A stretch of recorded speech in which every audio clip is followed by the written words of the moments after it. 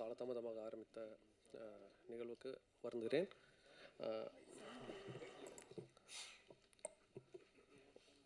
காலதாமதமாக ஆரம்பித்ததற்கு வருந்துகிறோம். ஈழ சினிமாவும் காலதாமதமாக தான் ஆரம்பித்திருக்கிறது. 1980 வரை இந்திய இலங்கை கூட்டு தயாரிப்புகளில் பல படங்கள் வந்திருக்கின்றன. ஐயா சிவாஜி அவர்கள் நடித்த படங்களாக இருக்கட்டும், ஏவிஎம் நிறுவனம் தயாரித்த படங்களாக இருக்கட்டும், போர் துவங்குவதற்கு முன்பு வரை சிங்கள படங்கள் கூட இதே சாலிகிராமத்தில் படப்பிடிப்பு நடத்தப்பட்டு வெளியாகி இருக்கிறது. போர் சூழல் தமிழர்களுக்கு பல வன்முறைகள் நடக்க துவங்கிய காலத்தில் இருந்து கடந்த 10-15 வருடங்கள் முன்பு வரை தமிழகத்திலிருந்து எந்த தயாரிப்பு நிறுவனமும் அவர்களோடு கூட்டு சேர விரும்பவில்லை. அப்படி இருக்கும்போது தமிழகத்தில் ஒரு பெரிய நிறுவனம் இங்கே 300 கோடி 500 கோடி அப்படின்னு சொல்லி தயாரித்த நிறுவனம் இலங்கையில் ஒரு கிளை துவங்கியது. அப்போது அவங்களும் ஆரம்பிக்கும் பொழுது தமிழ் படமாக வேணாம், சிங்கள படங்களே பண்ணுவோமே அப்படின்ற மாதிரி விருப்பப்பட்டாங்க. அப்போ நாங்கள் அதில் ஒரு குழுவில் இருக்கும் பொழுது சொல்லியிருந்தோம், இப்போ ஈழத்து குழந்தைகள் அங்கே இருக்கிற இப்போ டிஜிட்டல் காலத்தில் ஃபிலிம்னா கூட பரவாயில்ல, இந்தியாவிலேருந்து தான் ஃபிலிம் வரும் அப்படின்னு சொல்லி அங்கே படமே தயாரிக்காமல் இருந்தாங்க. இப்போ டிஜிட்டல் வந்துருச்சு, இப்போயாவது நம்ம யாராவது அங்கே வந்து செய்யணுமே அப்படின்னு சொல்லி ரொம்ப அந்த ஏக்கம் ரொம்ப நாளாகவே இருந்துச்சு. அப்படி இருக்கும் பொழுது இந்த இயக்குநர்களை ஜனோசனம் சுகீர்தனம் ஒரு கதையை வைத்துக்கொண்டு பல பேர்கிட்ட அணுகிட்டே இருந்தாங்க, இது ஒரு படம் ஆக்கிட முடியாதா அப்படின்னு சொல்லி. அப்படி இருக்கும் பொழுது நாங்கள் ஒரு சின்ன படம் ஒர்க் பண்ணோம். எப்படியாவது இதை படம் ஆக்கிடணும் அப்படின்னு முயற்சி பண்ணி புலம்பெயர்ந்த தமிழர்கள் மத்தியில் பெரிய கோரிக்கை வைத்தார்கள். அவர்களெல்லாம் சேர்ந்து அதற்கு தலைமையாக ரமணன் அண்ணாவோட இந்த படத்தை தயாரிக்க ஒத்துக்கிட்டாங்க. சரி, ஈழ சினிமா இப்போ தமிழுக்கு ஒரு சிறப்பு உண்டு. மற்ற இந்தியாவில் இருக்கிற மற்ற மொழிகள் மாதிரி இல்லாமல் இப்போ பல மொழிகள் இந்தியாவில் மட்டும்தான் பேசப்படுது. ஆனால் தமிழ் வந்து இந்தியாவை தாண்டி சிங்கப்பூரில் ஒரு ஆட்சி மொழியாகவே இருக்குது, மலேசியாவில் இருக்குது, இலங்கையில் இருக்குது, தென்னாப்பிரிக்காவில் இருக்குது, இப்படி பல நாடுகளில் இருக்குது. இப்போ தமிழனும் அங்கே இருந்தாவே கலையும் அவர்கள் கூடவே பயணித்தும் இருக்கும். இப்படி இருக்கிற பட்சத்தில் அங்கே சினிமா இப்போ நம்ம இந்தியாவில் வந்து படம் எடுத்துகிட்டு சென்சாருக்கு அனுப்புகிறோம்.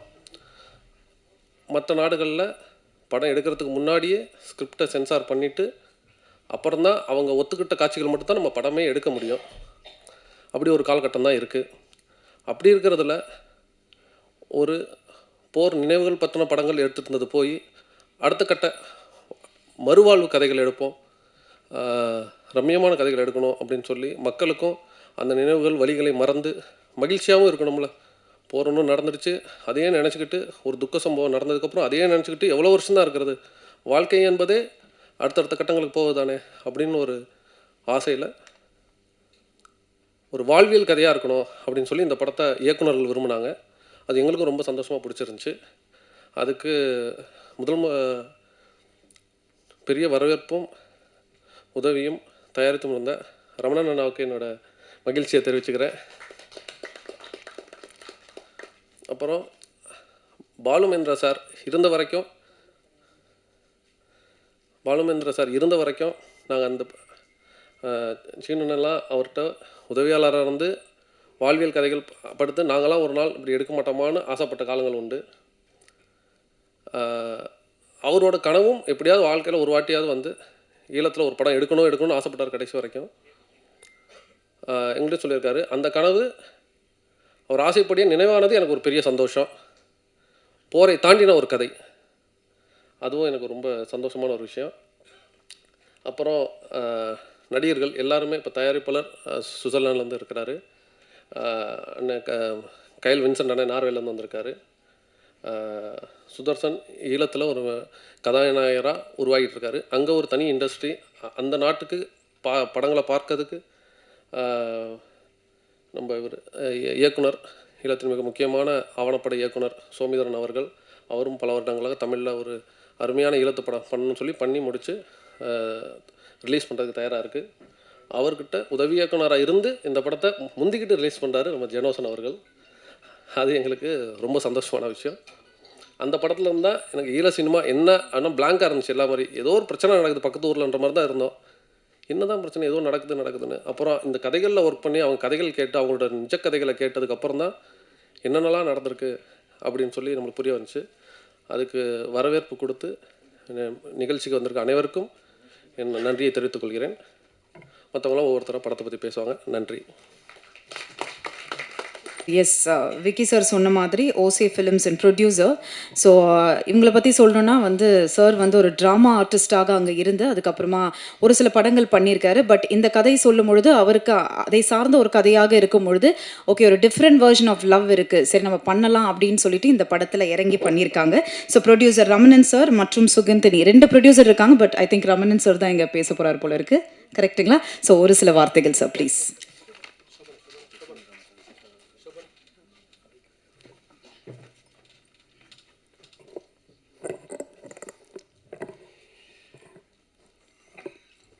அழகிய இந்த காலை பொழுதிலே வருகை தந்திருக்கின்ற விருந்தினர்கள் மற்றும் ஊடக நண்பர்கள் எல்லோருக்கும் ஈழமணி திருநாட்டிலிருந்து என்னுடைய தாய் தமிழ் தொப்புள் கொடி உறவுகளுக்கு என்னுடைய வணக்கத்தை தெரிவித்துக் கொள்கின்றேன். இந்துமா கடலிலே இலங்குகின்ற கை போல இருக்கின்ற இலங்கை என்று அழைக்கப்படுகின்ற ஈழமணி திருநாட்டிலிருந்து உலகத்தரத்திற்கு ஒரு படைப்பை கொடுக்க வேண்டும் என்கின்ற ஆவலிலே நீண்ட காலமாக சின்ன சின்ன படைப்புகளை செய்து கொண்டிருந்த நாம் எங்களுடைய அன்பு தம்பி சுகிர்தன் அவர்களுடைய கதையை கேட்க நேர்ந்தபோது அந்த படத்தை நாங்கள் எடுத்தே ஆக வேண்டும் என்று முடிவு செய்தோம்.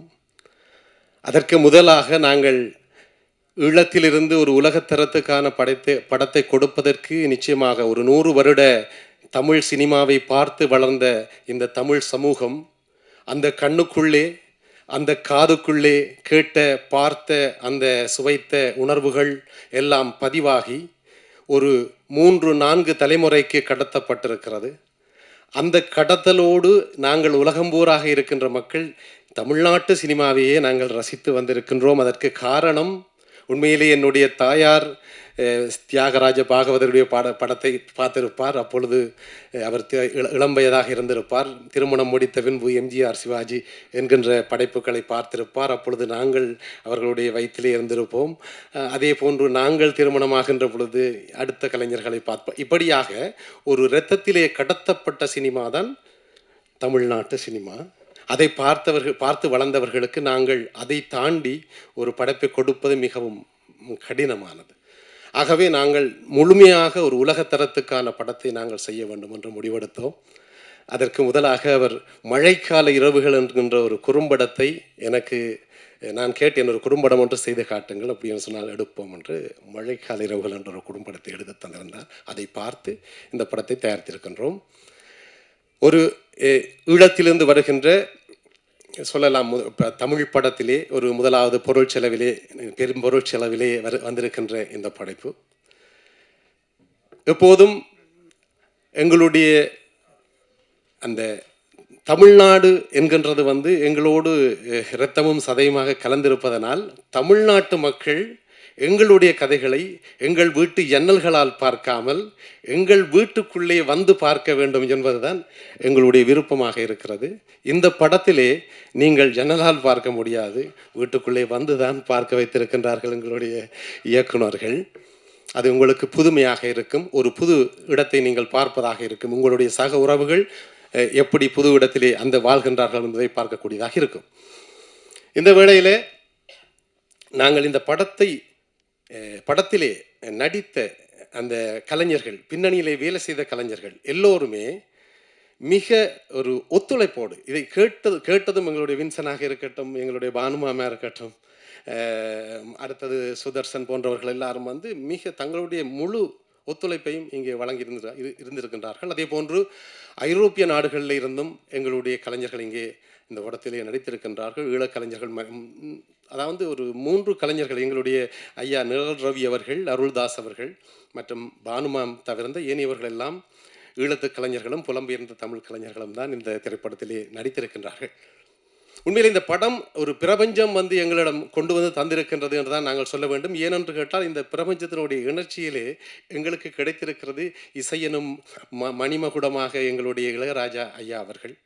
அவர்களுக்கு இந்த நேரத்திலே, இந்த இசை வெளியீட்டு விழா நேரத்திலே நான் அவர்களுக்கு எங்களுடைய உலகத் தமிழர் சார்ந்த எங்களுடைய வணக்கத்தையும் நன்றியையும் இந்த வேளையிலே அவருக்கு நாங்கள் தெரிவித்துக் கொள்கின்றோம். ஏனென்று கேட்டால் இந்த படத்துக்கு அவரால் தான் இசை கொடுக்க முடியும் என்பது எங்களுடைய உள்கருத்து. ஏனென்று கேட்டால் நாங்கள் இரத்தமும் சதையுமாக அவருடைய பாடலை கேட்டு வளர்ந்தவர்கள். அதால் எங்களுக்கு அவருடைய இசையை நாங்கள் இந்த படத்துக்கு கேட்டு வந்தோம். அவர் கேட்டுட்டு சரி என்று சொன்னதே ஈழத்திலே ஒரு இண்டஸ்ட்ரி உருவாகிறதுக்கு ஒரு கல்லை எடுத்து வைத்திருக்கின்றார் என்றுதான் நாங்கள் நம்புகின்றோம். அதேபோன்று அடுத்ததாக இந்த படத்தை இயக்குவதற்கு, அதாவது தயாரிப்பதற்கு பெரும் பொருட்செலவு என்பதனால் நாங்கள் ஒரு சாதாரண வெளிநாட்டிலே இருந்தாலும் ஒரு சாதாரண வேலைகளை செய்கின்றவர்கள் தான். ஆகவே எங்களுக்காக ஒரு துணை தயாரிப்பாளர்களாக வந்த எங்களுடைய அன்பு அண்ணன் ஸ்ரீதரன் அவர்கள் ட்ரீம் லைன்ஸ் ப்ரொடக்ஷன் இப்பொழுது ஈழத்திலே ஒரு ஸ்டூடியோவை ஆரம்பித்திருக்கின்றார். அவர் எங்களுக்கு துணையாகவும், அதே போன்று விஜய் ஃபில்ம்ஸ் நிறுவனத்தினர் எங்களுக்கு துணையாக வந்திருக்கின்றார்கள். அதே போன்று எங்களுடைய அன்பு தம்பி விக்கி கனா ப்ரொடக்ஷன் எங்களுக்கு உதவியாக வந்திருக்கின்றார். அதே போன்று அங்கே முதலீட்டாளர்களாக எங்களுக்கு நிறைய பேர் எங்களுக்கு உதவி செய்திருக்கின்றார்கள். இந்த வேளையிலே நான் அவர்களை நிச்சயமாக ஞாபகப்படுத்த வேண்டியது என்னுடைய கடமையாக இருக்கும் என்று நினைக்கின்றேன். அவர்களுடைய இவ்வளவு பேர் சேர்ந்தா இந்த படத்தை எடுத்தனீர்கள் என்று உங்களுக்கு தெரியத்தானே வேண்டும்.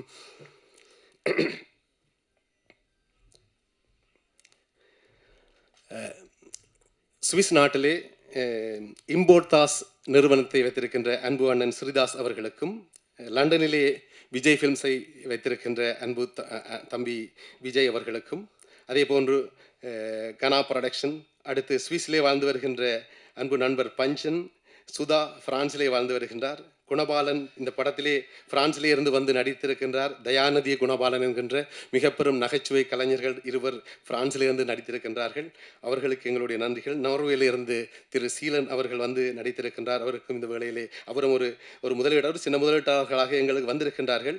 அடுத்து இலங்கையிலே வாழ்ந்து வருகின்ற அன்பு நண்பன், எனது பாடசாலை நண்பன் ரகுநாதன் மற்றும் கேதீஸ்வரன், அடுத்து குகன் அண்ணா அவர்கள், அன்பு அண்ணா அவர்கள், அடுத்து லைஃப் கன்சல்டிங் கிருஷ்ணா, திரு அண்ணா அவர்கள் மற்றும் அல்ப்ஸ் அரங்காடிகள் நாடக குழு நண்பர்கள், சாமி சன் அண்ணா அவர்கள், சிவகரன் அவர்கள் மற்றும் ஸ்ரீ யசோதா மதிராஜன் அவர்கள், ராஜமோகன் கண்ணன் அவர்கள், அன்றன் பொன்ராஜா அவர்கள் மற்றும் நிறைவு தயாரிப்புகளுக்கு எங்களுக்கு மிகவும் இறுதி கட்டத்திலே துணை நின்ற அன்பு தம்பி கஸ்தூரி பாலு, சந்துரு கிருஷ்ணவேணி மற்றும் வசந்தராஜ் ஆகியோருக்கு இந்த வேளையிலே என்னுடைய நன்றியை தெரிவித்துக் கொள்கின்றேன்.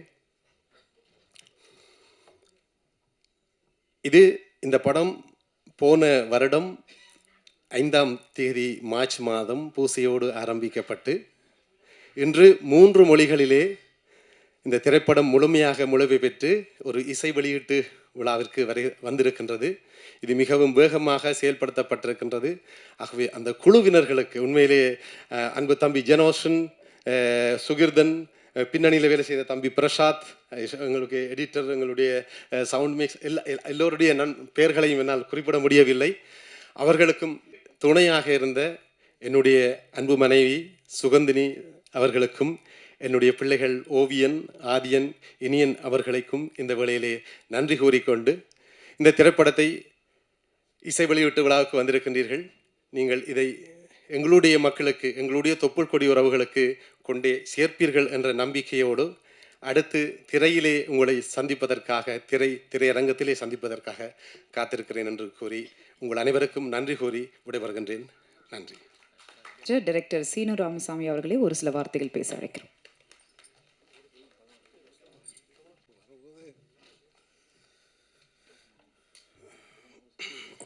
அனைவருக்கும் என்னுடைய அன்பான வணக்கம். இதற்கு முன்பாக பேசும்பொழுது விக்கி அவர்கள் சொன்னார்கள்,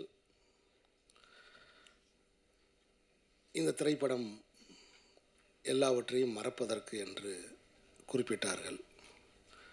ஆனால் இந்த படத்தை பார்க்கும் பொழுது, இந்த ட்ரெய்லரை, இந்த பாடல்களை பார்க்கும் பொழுது எதையுமே மறக்க முடியாது என்கிற உணர்வுகள் தான் எனக்கு தோணுச்சு.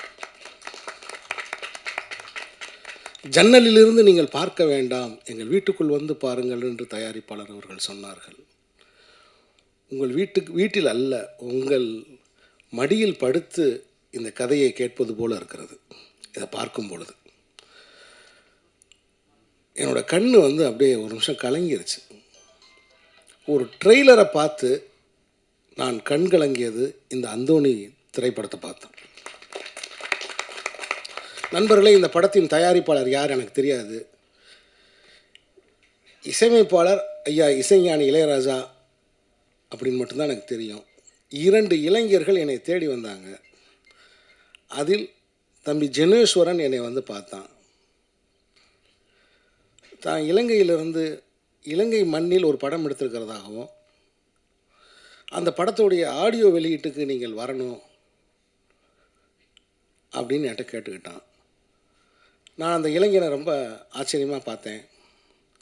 ரொம்ப கொஞ்சம் வயசுள்ள ஒரு இளைஞன். அங்கே ஒரு சினிமா எடுத்து அந்த படத்தை இங்கே இருக்கிற தியேட்டர்களில் விநியோகிக்கிறதுக்கு வந்திருக்கான் அப்படிங்கிறது எனக்கு தெரிஞ்சிச்சு. வேறு எந்த காரணமுமே கிடையாது. ஒரு அழிந்து போன ஒரு நாட்டிலிருந்து, அழிக்கப்பட்ட ஒரு நாட்டிலிருந்து 2 இளைஞர்கள், ஏன்னால் போர் முடிஞ்ச சூழலில் இந்த 2 இயக்குனர்களும் எப்படி ஒரு 5 வயசு 6 வயசு இருக்கும்னு நினைக்கிறேன். ரொம்ப 5 வயசு 6 வயசு குழந்தைகளாக இருந்திருப்பாங்க. அந்த வயசுலேருந்து எழுந்து வந்து இப்படி ஒரு சினிமாவை எடுத்து அதை இங்கே கொண்டு வரணும்னு நினைக்கிறாங்க. ஸோ இலங்கையிலிருந்து வருகிறோம்னு சொன்ன ஒரே ஒரு காரணம்தான் நான் இந்த விழாவில் கலந்து கொள்வதற்கு காரணம்.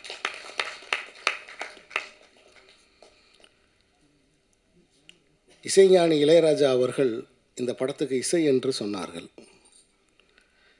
எனக்கு என்னவோ அவர் ஆசீர்வாதம் பண்ணியிருக்காருன்னு நினைக்கிறேன். இசையமைச்சிருக்காருன்னு சொல்கிறத விட ஹி பிளஸ்டு அப்படின்னு தான் நான் சொல்கிறேன். ஒவ்வொரு அந்த பாட்டு, அந்த ட்ரெய்லருக்கு போடப்பட்ட அந்த பின்னணி இசை, அதை பார்க்கும்போது என்னோடய உள்ளுணர்வு அதுதான் சொல்லுச்சு. ஒரு நாடு சிதிலமான பிறகு, சிதைஞ்ச பிறகு, அதுக்கு பிறகு அங்கே ஒரு வாழ்க்கை எப்பயுமே, நீங்கள் உலக நாடுகள் எந்த நாடுகள்லையும் எடுத்துக்கோங்க, போர் முடிந்த பிறகு அல்லது போர் முடிந்ததாக அறிவிக்கப்பட்ட பிறகு அந்த நாட்டில் வாழ்க்கை அப்படிங்கிறது எப்படி பார்த்தாலும் கேள்விக்குறி தான். அங்கே ஒரு தனியனோட இருப்பு அப்படிங்கிறது கேள்விக்குறி தான்.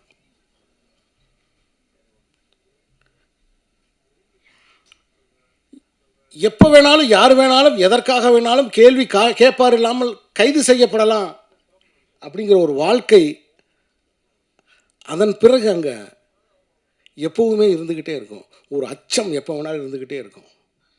இந்த திரைப்படத்தை எடுத்த ஜெனோசனாக இருக்கட்டும், சுகதரனாக இருக்கட்டும், அந்த இளைஞர்களின் நினைவுகளில் அந்த குண்டு விழுந்த அந்த சத்தம் கேட்டுக்கிட்டே இருக்கும். இதை யாராவது மறக்க முடியுமா? இதை யாராவது மறக்க முடியுமா? அப்போ உளவியல் ரீதியாகவும் பொருளாதார ரீதியாகவும் அதிகாரத்தின் பக்கம் இருந்தும் ஒரு அடக்குமுறையை சந்தித்து வருகிற ஜனங்களின் கலை வடிவமாக தான் இந்த அந்தோணியை நான் பார்க்குறேன். இந்த படத்து அந்தோணியை நான் பார்க்குறேன். ஏன் இன்னும் விடுதலை புலி அமைப்பை தடை செய்த அமைப்பை ஏன் இந்தியா இன்னும் அதை அந்த தடையை நீக்க மாட்டேங்கிறாங்க? விடுதலை புலிகள் தான் இல்லைன்னு தெரிஞ்சிருச்சே. விடுதலை புலிகள் தான் இல்லைன்னு தெரிஞ்சிருச்சே. விடுதலை புலிகளில் யாரும் உயிரோடு இல்லை. ஏன் அந்த தடையை நீக்காமல் இருக்காங்க? நான் இதுக்கு முன்னாடி சொன்னேன் இல்லையா, யாரை வேண்டுமானாலும் கைது செய்யலாம், அதுக்காகத்தான். அதனால தான் அந்த தடையை அவங்க இன்னும் நீக்காமல் இருக்காங்க. நான் யாரோடும் உடன்பட்டோ அல்லது முரண்பட்டோ இங்கே நான் பேசலை, என்னுடைய கருத்தை நான் சொல்கிறேன். சமீபத்தில் பத்திரிகைகளில் நான் பார்த்தேன், இன்னும் அந்த வழக்கு நடந்து கொண்டிருக்கிறது, இன்னும் அந்த தடையை நீக்கம் பண்ணலன்னு. அது காரணம் அதுதான். நண்பர்களை, முதலில் இந்த படத்தில் பணியாற்றிய அந்த ஒளிப்பதிவாளருக்கு என்னுடைய மனப்பூர்வமான வாழ்த்துக்கள். அந்த கடலையும் அந்த அலையையும் அந்த வாழ்க்கையையும் அப்படி கண் முன்னாடி கொண்டு வந்து தத்ரூபமாக அதை கொண்டு வந்து வச்சுருக்கார். அதே மாதிரி இந்த படத்தில் நடிச்சிருக்கிற என்னுடைய அருமை நண்பர் வின்சென்ட். இனிமேல் வின்சென்ட், உங்கள் பேர் அந்தோணி வின்சென்ட். நான் வின்சென்ட்டை நான் மன்னிப்பு கேட்டுக்கிறேன். நீ இவ்வளவு சிறந்த ஒரு நடிகன்னு எனக்கு தெரியாமல் போயிடுச்சு, என்னை மன்னிச்சிரு. ஏன்னா ஒரு 2-3 படம் நான் நடிக்கிறதுக்கு கூப்பிடுவேன். அப்போ ஒரு நார்வேயில் இருப்பார், ஸ்ரீலங்காவில் இருப்பார், சந்திக்க முடியாமல் போயிட்டு இருந்துச்சு. ஆனால் அவ்வளவு கண்ட்ரோல்டாக ஒரு முழு படம் பார்த்த ஒரு திருப்தி எனக்கு இந்த ட்ரெய்லரில் எனக்கு கிடைக்கிது. ஒரு ஆக்டர், ஒரு கம்ப்ளீட் ஆக்டர் தான் அந்த அந்த எமோஷன்ஸ் ஹோல்டு பண்ண முடியும். ஒரு சின்னதாக நிமிர்ந்து பார்க்கணுன்னா கூட அந்த எமோஷன்ஸ் அது அது அது அதில் கொண்டு வர்றாரு அதில். ஸோ எனக்கு நவயுக இலங்கை சினிமாவிலிருந்து ஒரு புதிய சக்தி ஒன்று உருவாகிருக்கிற மாதிரி தான் எனக்கு தோணுது இந்த படத்தை பார்க்கும்போது. என்னுடைய இந்த ட்ரெய்லரை பார்க்கும்போது எனக்கு என்னுடைய ஆள் மனம் அதை தான். ஸோ அவ்வளோ நேர்த்தியாக இருக்குது, அவ்வளோ அழகாக இருக்குது. அதே மாதிரி இந்த படத்தில் நடித்த கதாநாயகியாக இருக்கட்டும், அந்த கதாபாத்திரத்தோட டிஜே பானு அவர்களுக்கும், ஏன்னா இது எல்லாமே அங்கேருந்து நான் அப்சர்வ் பண்ண விஷயங்கள் தான். இந்த ஸ்க்ரீனில் அவங்க எனக்கு காமிச்சதோட ரிஃப்ளெக்ஷன் தான் இது. ஸோ அப்படி இந்த அற்புதமான அந்தோணியில் ஒரு தோணி இருக்குது. அந்த தோணி கண்டிப்பாக கரையேறி வரும், அந்த நம்பிக்கை எனக்கு இருக்குது. இந்த ட்ரெய்லரை பார்த்த உடனே இந்த காவியத்தை எப்போ நம்ம பார்ப்போம் அப்படிங்கிற ஆர்வம் எனக்கு உண்டாயிருச்சு. கண்டிப்பாக இந்த ட்ரெய்லர் நீங்கள் பார்த்தீங்கன்னா உங்களுக்கு அந்த உணர்ச்சி உண்டாகும். ஆகவே ஒரு திரைப்படம் அப்படின்றது எதையும் மறக்கிறதுக்கு இல்லை. ஏன்னா இன்றைக்கி வாழ்க்கையே எல்லாமே எதனால் நிகழ்த்தப்படுகிறதுனா ஏதோ ஒன்றை மறைக்கிறதுக்கு, எதையோ ஒன்றை நம்ம பார்த்துக்கிட்டு இருக்கோம். எதையோ ஒன்றை ஏன்னா பேசினாலும் காசு, பார்த்தாலும் காசு, ஒரு தாகம் வந்துச்சு தண்ணி வாங்கி குடித்தாலும் காசு, பாத்ரூம் வந்துருச்சு போனாலும் காசு. மனித வாழ்க்கையில் எல்லாமே பணம் சம்மந்தப்பட்டுருச்சு. ஸோ அப்போ நீங்கள் பார்க்க வைக்கப்படுகிற உலகத்தில் இருக்கீங்க, நீங்கள் கேட்க வைக்கப்படுகிற ஒரு உலகத்தில் இருக்கீங்க. ஒட்டுமொத்த மனித வாழ்க்கையை அபிப்பிராயங்களை உருவாக்குவதும் அபிப்பிராயங்களை அழிக்கிறதையும் வேடிக்கை பார்க்கறதில் கொண்டு வந்து வச்சுட்டானுங்க. இதுதான் இன்னைக்கு இருக்கிற உலகம். ஸோ அப்படி இருக்கிற உலகத்தில் ஈழத்து மக்களை, அவருடைய வாழ்வியலை உயிரோட்டமாக, போருக்கு பின்னான அந்த வாழ்க்கையை, அவர்களுக்குள்ளே இருக்கக்கூடிய பரிதவிப்பை காட்டுகிற இந்த அந்தோணி திரைப்படம் மாபெரும் வெற்றியடையும் அப்படிங்கிறது என்னுடைய கருத்து. இந்த வெற்றிக்கு பத்திரிகையாளர்களாகிய நீங்கள் உறுதுணை இருக்க வேண்டும். எனக்கு அந்த நீர்ப்பறவை காலங்கள் ஞாபகத்துக்கு, தேவராஜ் இருக்கார், நீர்ப்பறவை காலங்கள் எனக்கு ஞாபகத்துக்கு வந்துச்சு. இந்த படத்தை நீங்கள் சுமந்து கொண்டு போய் மக்கள்கிட்ட சேர்க்கணும். ஒவ்வொரு சிறிய படத்துக்கும் ஒரு எழுத்தாளனுக்கு பத்திரிகையாளர் தான் துணை, வேறு யாருமே கிடையாது. அந்த இளைஞர்கள் எடுத்த இந்த படத்தை, அந்தோணிங்கிற படத்தை மக்கள் மன்றத்துக்கு கொண்டு போய் சேர்க்கணும். இதனுடைய தயாரிப்பாளருக்கு, அவர் பேர் என்ன சொன்னீங்க, ரமணன், தயாரிப்பாளர் ரமணன் அவர்களுக்கு என்னுடைய இதயபூர்வமான வாழ்த்துக்களை தெரிவித்துக் கொள்கிறேன். ஒரு தரமான படத்தை நீங்கள் எடுத்ததுக்கு. படத்தின் இசையமைப்பாளர்களுக்கு என்னுடைய இதயபூர்வமான வாழ்த்துக்கள். இப்படி ஒரு இசையை தந்ததுக்கு நன்றி, வணக்கம். Thank you sir, thank you, beautifully set. அடுத்தபடியாக சார் சொன்ன மாதிரி தான் ஒரு மன்னிக்கணும், எப்பயுமே எங்கள் அம்மாவை மறந்துட்டேன். அகிலா பாலுமகேந்திரன் அம்மா. நான் எதிர்பார்க்கவே இல்லை அம்மா இங்கே வருவா. நான் வீட்டுக்கு போய் பார்க்கணும்னு நினச்சிட்டே இருந்தேன். ஏன்னா போன புத்தகம் நான் எழுதின அந்த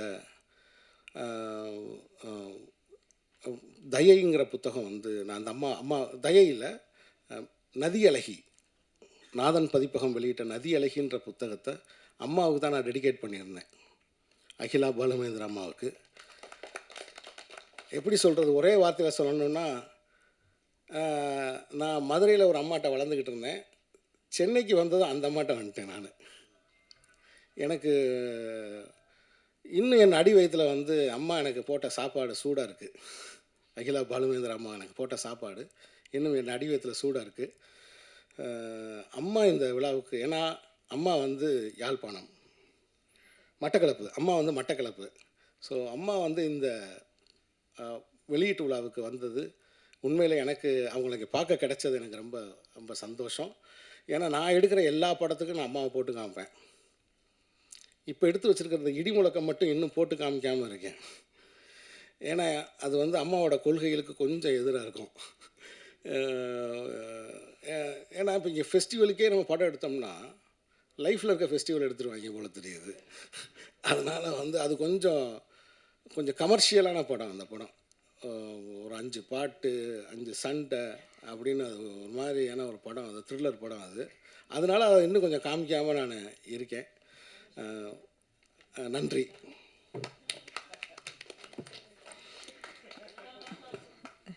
தேங்க்யூ சார். அடுத்தபடியாக தேங்க்யூ சீனு சார். அடுத்தபடியாக எடிட்டர் சுரேஷ் ஏ பிரசாத் அவர்களை ஒரு சில வார்த்தைகள் பேச அழைக்கிறோம்.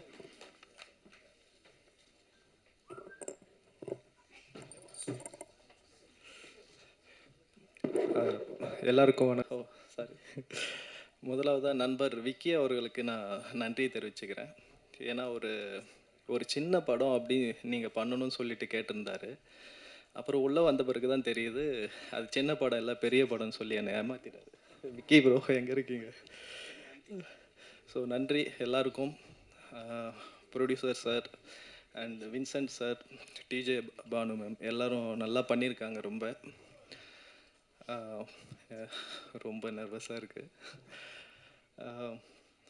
மற்றபடி ஜெனோசன் அண்ட் சுகிர்தன் ப்ரோ கண்டிப்பாக ஈழ சினிமாவில், அதாவது இலங்கையில் ஒரு பெரிய டைரக்டர்ஸாக வருவாங்கன்னு ஒரு பெரிய நம்பிக்கை இருக்குது.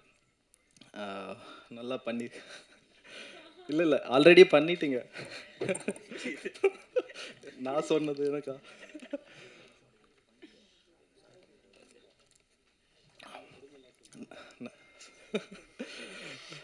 நன்றி. ஸோ எனக்கு வந்து இலங்கை அப்படின்னு எப்படி தெரியும்னா, நான் ஸ்கூல் படிக்கும்போது நான் முதலாவதாக போயிட்டு அந்த மேப்பில் வரைகிற ஒரே ஊர் பேர் என்னென்னா, எழுதுகிற பேர் இலங்கை. அப்படி தான் எனக்கு தெரியும் ஃபஸ்ட்டு. இப்போ வரைக்குமே தெரியாது. இலங்கையை பற்றி எனக்கு இவ்வளோ ஏஜ் ஆகியும் இலங்கையை பற்றி தெரிஞ்சதுன்னா இவங்க மூலமாக தான், சுகீர்தன் அண்ட் ஜெனோசன் அவங்க மூலமாக தெரிஞ்சுது. இலங்கை போன பிறகு தான் தெரிஞ்சது அந்த ஊரில் வந்து இன்னமும் எப்படி இருக்குது அப்படின்னு பார்த்தா, இன்னமும் அங்கே இருக்கிற சோர்களில் அந்த புல்லட் இருக்கிற அந்த தடத்தை நான் பார்த்தேன். அதுக்கு வந்து நம்ம சோமதீரன் சார் இருக்கார், டைரக்டர். ஸோ அவரோட வீட்டுக்கும் நான் போயிட்டு வந்தேன். ஒரு நாள் ராத்திரி ஸ்ரீலங்கா போனப்போ 1 மணிக்கு அந்த மாதிரி அவரோட 12-1 மணி இருக்கும் அந்த டைமில் போனேன். அவர் வீடை சுற்றி காட்டினார். அப்போ தான் இலங்கை அப்படின்னா இன்னமும் அந்த புல்லட்டோட பாஞ்ச அந்த தடமெல்லாம் இருந்தது. அதை பார்க்கும்போது தான் எனக்கு இன்னும் இந்த என்ன அப்படின்னு சொல்லிட்டு தெரிய வந்தது இலங்கையை பற்றி. ஸோ அந்த கலைஞர்கள் கூட ஒர்க் பண்ணதில் ரொம்ப சந்தோஷம். எல்லோரும் நல்லா பண்ணியிருக்காங்க, படம் நல்லா வந்திருக்கு. ஸோ எல்லோரும் பார்க்கணும்.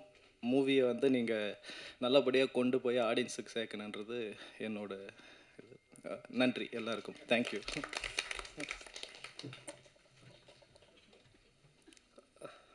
சுரேஷ் உட்காருங்க. அதான் சின்ன படம் அப்படின்னு ஏன் அவர்கிட்ட சொல்லியிருந்தேன் அப்படின்னா, அவர் வந்து 8 முறை தேசிய விருது பெற்ற ஸ்ரீகர் பிரசாத் அவர்களிடம் உதவி எடிட்டராக 10 வருஷம் வேலை செஞ்சார். தளபதி அவர்கள் நடித்த கத்திக்கு உதவி எடிட்டராக வேலை செஞ்சார். ராஜமௌலி அவர்களோட ஆர்ஆர்ஆர் படத்தோட உதவி எடிட்டராக வேலை செஞ்சார். அப்புறம் மணிரத்னம் அவர்களோட பொன்னியின் செல்வனில் உதவி எடிட்டராக வேலை செஞ்சார். இப்படி எல்லா படமே 100, 200, 300, 400 கோடிகள் வேலை செஞ்சுட்டு இருக்கும் பொழுது சின்ன படம்னு சொன்னது பொருளாதாரத்தான் சின்ன படம், கதையின் ஆழமாக ஒரு பெரிய படம் தெரிஞ்சுக்கிறேன். நன்றி. எடிட்டராக வேலை செய்து சித்தா படத்தில் எடிட்டராக ஒர்க் பண்ணி இந்த படத்துலையும் ரொம்ப அழகான ஒர்க் பண்ணியிருக்காரு அவர். Thank you sir, thank you so much. And ஒரு சில காரணமாக சீனு ராமசாமி சார் கிளம்பணும். அதனால் ஃபஸ்ட்டு நம்ம இசை மற்றும் அந்த ட்ரெய்லர் ஆடியோ லான்ச்சை நம்ம முடிச்சிடலாம். ஸோ நமக்காக வந்திருக்க சீனு ராமசாமி சார் எங்களுக்காக அந்த ஆடியோவை மேம் அவர்கள் அதை பெற்றுக்கொள்வார்கள்.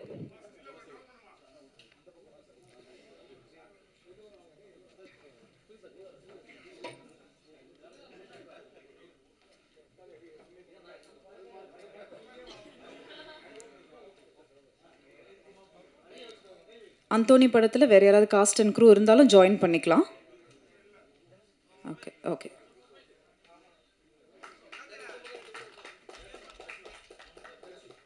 சார் அந்த சைடு 2 பேர் நிற்க சொல்கிறாங்க. ம் சரி சரி.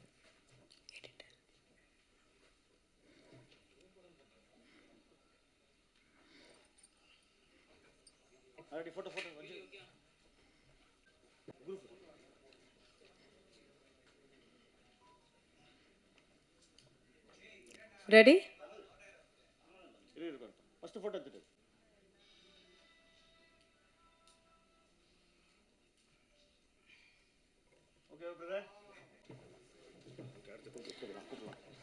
ஓகே. அடுத்தபடியாக டைரக்டர் சோமிதரன் சார் அவர்களை ஒரு சில வார்த்தைகள் பேச அழைக்கிறோம். நீலிரா படத்தின் இயக்குனர். ஸோ உங்களுக்காக ஒரு பெரிய படமும் காத்துட்ருக்கு. ஸோ ஒரு சில வார்த்தைகள் சார் ப்ளீஸ்.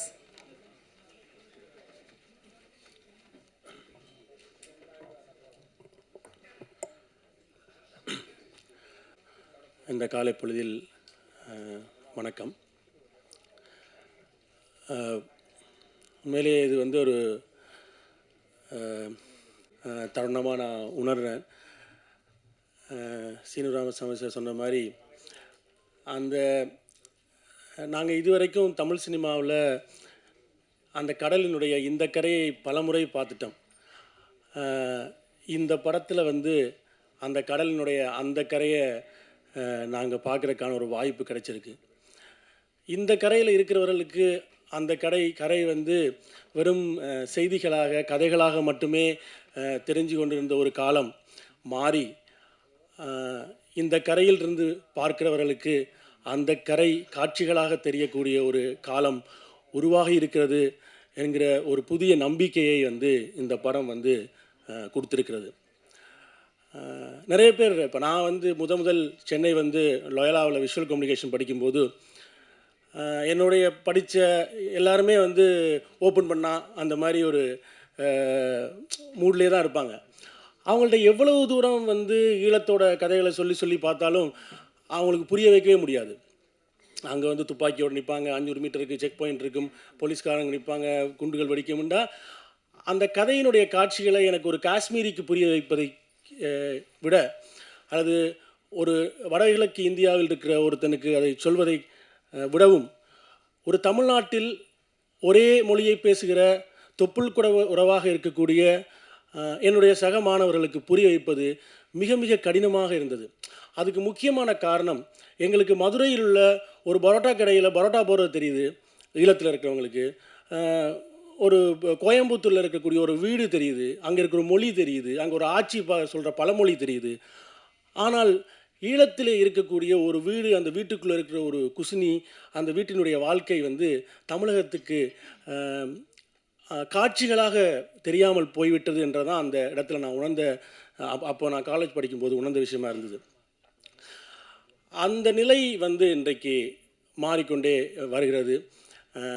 அதுக்கு ஆன சூழல் உருவாகி இருக்கிறது என்று நான் நினைக்கிறேன். எங்களுடைய கதைகளை நாம் சொல்கிறது, நான் வந்து முதல் என்னுடைய என்னுடைய யாழ்ப்பாண நூலகம் எரிக்கப்பட்டது பற்றின என்னுடைய ஆவணப்படம் வந்து 2007 திரையிடப்பட்ட போது அதை பாலுமேந்திரா ஐயா அவர்கள் அதை அதை அந்த அந்த அந்த நிகழ்ச்சியில் அவர் தான் தலைமை தாங்கினார். அந்த நிகழ்ச்சியில் அவர் பேசும்போது ஒரு விஷயம் சொன்னார். இந்த இந்த லைப்ரரியினுடைய படிக்கட்டுகளில் உட்காந்து நான் படிச்சிருந்திருக்கேன். இந்த நூலகத்தினுடைய நூல்களை நான் படிச்சிருக்கேன். ஆனால் இந்த நூலகம் எரிக்கப்பட்ட போது நான் 3ஆம் முறை படம் எடுத்துகிட்டு இருந்தேன். அதுக்கு பிறகு வந்து ஆக்ஷன் கட்னு சொல்லிட்டு பார்க்க எனக்கு 65 வருஷம் ஆயிடுச்சு. நான் வந்து ஈழத்தை பற்றி ஒரு படத்தை கூட நான் எடுக்கவே இல்லைன்ற இதை வந்து நான் அப்போ உணர்றேன் அப்படின்னு என்னை கையை பிடிச்சி அவர் வந்து அழுதுகிட்டே அதை சொல்லிட்டு இருந்தார். அப்போ பிறந்த ஒரு குழந்தை வந்து ஒரு படத்தை எடுத்து எனக்கு காட்டுது அப்படின்னு சொன்னார். உண்மையில் இன்றைக்கி அம்மா அவர்கள் வந்தது வந்து ஒரு ஒரு உணவுபூர்வமான ஒரு நிலைக்கு என்னை இட்டு சென்றுச்சு. ஏன்னா நான் வந்து மட்டக்களப்பில் ஸ்கூலில் படிக்கும்போது அங்கே அந்த பாலுமேந்திரா சார் வீடை தாண்டி போகும்போதெல்லாம் நம்ம ஊர்லேருந்து ஒருத்தர் டைரக்டர் என்ற ஒரு உணர்வு அவர் கொடுத்துட்டே இருந்தார். ஆனால் அவரால் வந்து அந்த படத்தை எடுக்கவே முடியலைன்ற ஆதங்கம் வந்து அவருக்கு கடைசி வரைக்குமே இருந்துட்டு இருந்துச்சு. நான் அவர்கிட்ட அந்த படத்துக்கு பிறகு போய் உதவி இயக்குனர் சேரும்போதுமே அந்த விஷயத்தை சொல்லிட்டு இருந்தார், என்னால் அதை எடுக்கவே இல்லைண்டு. அப்போ தான் என்னட்ட அவர் ஒரு விஷயம் சொல்லியிருந்தார், நீ என்னைக்காவது ஒரு படம் எடுத்தால் குறைந்தபட்சம் உன்னுடைய முதல் படமாவது ஈழத்து கதையை எடுத்துரு, இல்லைனா இந்த இண்டஸ்ட்ரிக்குள்ளே வந்து நீ வேறொரு படத்தை எடுத்துட்டா அது வெற்றின்னு அடுத்தடுத்து வெற்றியை நோக்கி போயிட்டு இருக்கும். இல்லை ஒரு தோல்வி படம் எடுத்தால் அடுத்த வெற்றியை நோக்கி படம் எடுக்கிற மாதிரியான ஒரு ஓட்டம் நடந்துகிட்டே இருக்கும். அந்த ஓட்டத்தின் முடிவில் பார்த்தா நமக்கு வந்து வயசாக இருக்கும், நமக்கு வந்து பல படங்களை தாண்டி வந்திருக்கோம், நம்ம எடுக்க நினச்ச அந்த எங்களுடைய கதையை எடுக்க முடியாமல் போயிருமேன்னு சொன்னார். ஸோ அதனால தான் நான் என்னுடைய முதல் படம் எங்களுடைய வாழ்க்கையை சொல்கிற படமாக எடுத்தேன். அந்த படத்தில் ஜெனோசன் என்னுடைய உதவி இயக்குனராக வேலை செஞ்சார். விக்கி சொன்னது போல் என்னுடைய படம் திரைக்கு வர்றதுக்கு முன்னாடியே என்னுடைய உதவி இயக்குனராக வேலை செய்ய ஜெனோசனுடைய படம் எடுத்து அவன் வந்து அதை திரையை கொண்டுடுறான்ற சொல்கிறது வந்து மிக மிக மகிழ்ச்சியாகவும் பெருமையாகவும் இருக்குது. ஏன்னா இந்த வாழ்க்கைகள் தான் நமக்கு சொல்லப்படணும் என்று நம்ம நினைக்கிறோம். நம்ம வந்து உலகத்தினுடைய இப்போ நம்ம போர்ன்றது வந்து நம்மளுடைய கற்பிதங்கள் வேறு மாதிரி இருக்குது. போர்ன்றது வெறும் ரத்தமும் சதையும் மட்டுமே நடக்கிறது தான் போர் வாழ்வியலினுடைய படங்கள்னு நினைக்கிறோம். ஆனால் அதுக்குள்ள ஒரு வாழ்க்கை இருக்குது, அதுக்குள்ளே தான் நாங்கள் வந்து வாழ்ந்தோம், அதுக்குள்ளே தான் காதல் இருந்தது, அதுக்குள்ளே திருமணங்கள் நடந்தது. அந்த வாழ்க்கை அந்த போருடைய பேக்ட்ராப்பில் நடக்கக்கூடிய வாழ்க்கையை வந்து இந்த தமிழ் சினிமா சூழலுக்கு அது ரொம்ப புதுசான வாழ்க்கை. உலகத்தில் வந்து இன்றைக்கு வரைக்கும் பல கேள்விகள் வந்துட்டுருக்கு. ஏன் வந்து இந்த மாதிரி ஒரு போரோட வாழ்க்கையை நம்ம பார்க்கணும். உலகத்தில் வந்து இன்றைக்கி டாரண்டினோன்னு ஒரு இயக்குனர் வந்து என்றைக்கும் நடந்த யூதர்களுக்கு எதிரான படுகொலைகளை வந்து அவருடைய எல்லா படங்கள்லையுமே இப்போ வரைக்கும் சொல்லிட்டே இருக்கிறாரு. அந்த படங்கள் வந்து கமர்ஷியலாக உலகம் ஃபுல்லாகவும் ஓடிக்கிட்டு கொண்டே இருக்குது. அவர் இந்த வரலாற்றை இப்படி மாற்றியிருந்தால் எப்படி இருக்கும்னு ஒரு படம் இருக்கிறாரு, இன்க்ளோரியஸ் பாஸ்டர்ஸ்னு. அந்த படம் வந்து உலகத்தில் பெரிய பாக்ஸ் ஆஃபீஸ் ஹிட் ஆகுது. அப்படின்னா ஈழத்தில் இருக்கக்கூடிய படங்கள் வந்து ஏதோ ஒரு சோகமான அல்லது ஒரு ஆர்ட் ஃபிலிம் கேட்டகரிக்குள்ளே முடங்கி போகிற ஒரு படமாக வந்து, அல்லது அது ஏதோ அந்த ஈழ சினிமாவை பார்ப்பது என்பதே ஒரு தமிழ் தேசிய கடமையாக அல்லது ஒரு புரட்சியாக உணர்கிற ஒரு சூழல் இருந்துகிட்டே இருக்குது. நான் நினைக்கிறேன் ஈழ சினிமாவை பார்ப்பது என்பது ஒரு தமிழ் தேசிய கடமையெல்லாம் இல்லை. ஈழ சினிமாவை பார்ப்பது என்பது உலகத்தின் அற்புதமான படங்கள், போர் பேக்ட்ராப்பில் வந்த உலகத்தின் அற்புதமான கமர்ஷியல் படங்கள் இருப்பதைப் போல எங்களுக்கு தமிழ் சூழலில் தமிழர்களுக்கு வாய்க்கப்பட்ட ஒரு கதைக்களமாக ஈழம் இருந்து கொண்டே இருக்கிறது. தமிழ்ச்சூழல் அந்த கதைக்களத்தில் தொடாமல் ஒதுங்கி ஓடிக்கொண்டே இருக்கிறது என்று நான் நினைக்கிறேன். தமிழ்ச்சூழலில் வந்து நம்ம வந்து வேறு ஏதோ ஒரு கொரியன் படத்தினுடைய பாதிப்புலையும் வேறு ஒரு ஹாலிவுட் படங்களுடைய பாதிப்புலையும் படம் எடுத்துகிட்டு இருக்கோம். ஆனால் நம்ம சூழலில் நமக்கு சமீபமாக ஒரு வாழ்க்கை நடந்துகிட்டே இருக்குது. அந்த வாழ்க்கை தமிழகத்தோடையும் தொடர்புபட்டிருக்கு. ஈழத்தினுடைய 30 ஆண்டு கால போர் என்பது நிலத்திற்குள் மட்டும் சுருங்கிய போர் அல்ல, அது தமிழகத்தோடும் தொடர்புபட்ட இணைந்த பல கதைகளை கொண்டிருக்கக்கூடிய ஒரு போராக இருக்குது. ஸோ அந்த மாதிரியான அந்த சூழலில் வந்து இந்த படம் வந்து அவங்க எடுத்திருக்காங்க. ஏற்கனவே சொன்னது போல் அது அந்த திணிசாமி அமைச்சர் சொன்ன போல் அந்த ட்ரெய்லர்லேயே உங்களுக்கு அந்த வாழ்க்கை எனக்கு அந்த இதில் வின்சென்ட் என்னுடைய படத்துலேயே நடிச்சிருக்காரு. அதில் பிரமாதமான ஒரு 80களின் வாழ்க்கையை அவர் வாழ்ந்திருக்காரு. இந்த படத்துலையும் அவருடைய வந்து தமிழ் சினிமா அவரோட கயல் படத்துக்கு பிறகு தமிழ் சினிமா வந்து உபயோகப்படுத்த தவறிய பல நடிகர்கள் ஒருவராக நான் அவரை பார்க்குறேன். அவருடைய இத்தனை ஆண்டு காலத்தில் அவர் தமிழ் சினிமாவில் வெவ்வேறு பாத்திரங்களை அவர் பண்ணியிருக்கணும். ஆனால் அதுக்கான வாய்ப்பு சரியாக வரலை. ஆனால் அந்த வாய்ப்பு வந்து இந்த ஆண்டிலிருந்து அவருக்கு தொடங்கும்னு நினைக்கிறேன். அவ்வளவு அற்புதமான வாழ்க்கையை அந்த அந்த அந்த அந்த நடிச்சிருக்காங்க.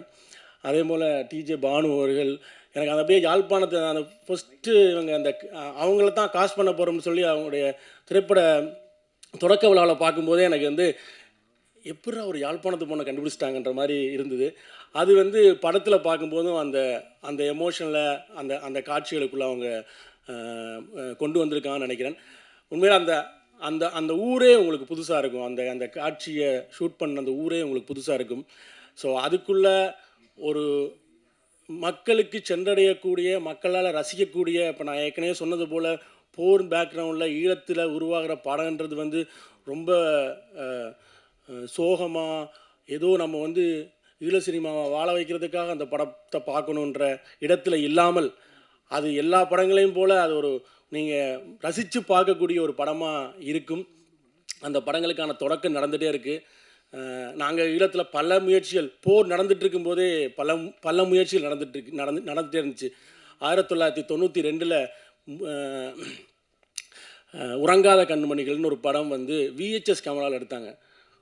ஒரு போருக்குள்ளே நாங்கள் இது வரைக்கும் பார்த்து ரசித்த ஹாலிவுட் சினிமாவை போல் ஒரு 2 போர்க்களத்தில் ரக்கி எடுக்க போகிற ஒரு போராளிகளுடைய பரபரப்பான கதையை வந்து 91, 92 வெறும் VHS கேமராவில் எடுத்தாங்க. ஒரு அற்புதமான படம்.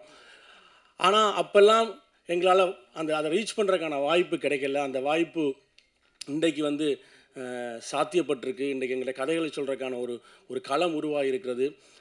இன்றைக்கு தமிழ் சூழலில் பயங்கரமான ஒரு வாய்ப்பு நமக்கு கிடைச்சிருக்கிறது. அந்த வாய்ப்பை நாங்கள் இறுக பற்றி கொண்டு அந்த வெற்றியை நோக்கி நகர்வோம் என்று நினைக்கிறோம். நன்றி, வணக்கம். Thank you sir. Director Lenin Bharathi அவர்களே ஒரு சில வார்த்தைகள் பேச அழைக்கிறேன். தோழர்கள் அனைவருக்கும் வணக்கம்.